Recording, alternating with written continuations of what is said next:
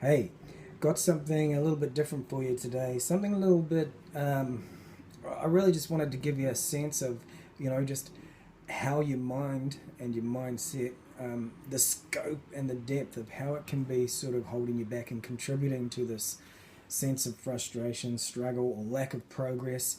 There's many ways in which you sort of, without knowing, can be working against yourself is probably the best way to put it. So I just wanted to share one aspect of that. It came out of a session again I had with a client, but pretty interesting. And it's probably stuff you've never thought about before. It's kind of behind the scenes, you could say.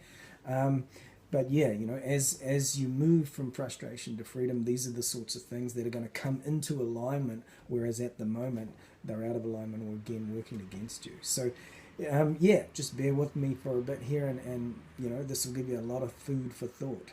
Excuse the pun, but what it's about is in our minds we have a concept of healthy food, and then a concept of perhaps unhealthy food or the foods that we're accustomed to. And so wherever you are on that continuum is okay. Just use this, what I'm about to share, and adapt it so it can help you in your way. But basically, this particular client I was working with, it came out. I asked her, as this part of what I do, when you think of healthy food, what comes to mind? Or think about, the foods that you're naturally eating now, what comes to mind? Let's start there.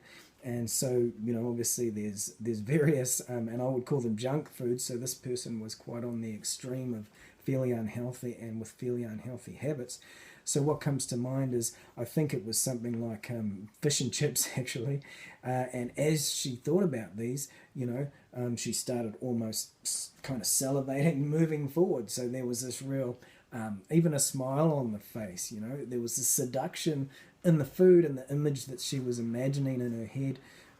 The sensations that came with that, it was easy to do, and it came to mind readily, easily. And obviously there was a forward moving feeling associated with it. But then I said, on the other hand, okay, now I just want you to think about healthy foods and tell me what comes up. What do you get when we do that, or when you do that? And what she saw is a salad and lentil sandwich, kind of off into the distance, rather old looking. And now I don't even know if a salad and lentil sandwich exists, but the point is, that's all she had. There was nothing else. Not this array of or collage of amazing, beautiful, energetic, fresh food, or anything like that. No, there was nothing else. Just the salad and lentil sandwich. So that, you could say, was her inner representation of healthy food. Now here's the point. As long as that remains, and the feeling she had with that, of course, was one of almost rearing back. You could see the almost disgust in her body and in her face. And that told me straight away, well, we are wasting our time talking about eating healthy, and she's wasting her time trying to get on a diet or trying to eat healthier, because she's up against that the whole time. And this stuff in the back of the mind is what's really steering the ship. So it wouldn't matter how much logical reason she had to eat healthier, which she did have, tons of that. She knew it was better for her health. She knew she had to do it from a health perspective. And so the theory and the logic was all there, but it's not going to make a scrap of difference when it boils down, because these inner pictures and representations, in other words, what she associates to healthy food, what she associates to unhealthy food, are there in the background. And they're not going to let any of that info make a difference, basically. So it's pretty interesting what we can have. So what we set about doing was changing those pictures, but we did it tactfully, within reason. We gradually shifted those to a point where she now had this picture of healthy food that was colourful, vibrant, included some of the foods that was sort of halfway that she enjoyed, and we just created this new picture.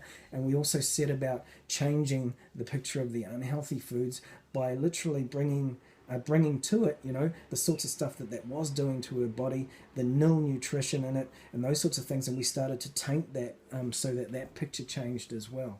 But so the whole point is, what have you got in mind? What are you associating to eating healthy, and to associating to the foods that you're drawn to? These pictures inwardly and our representations of it are really powerful.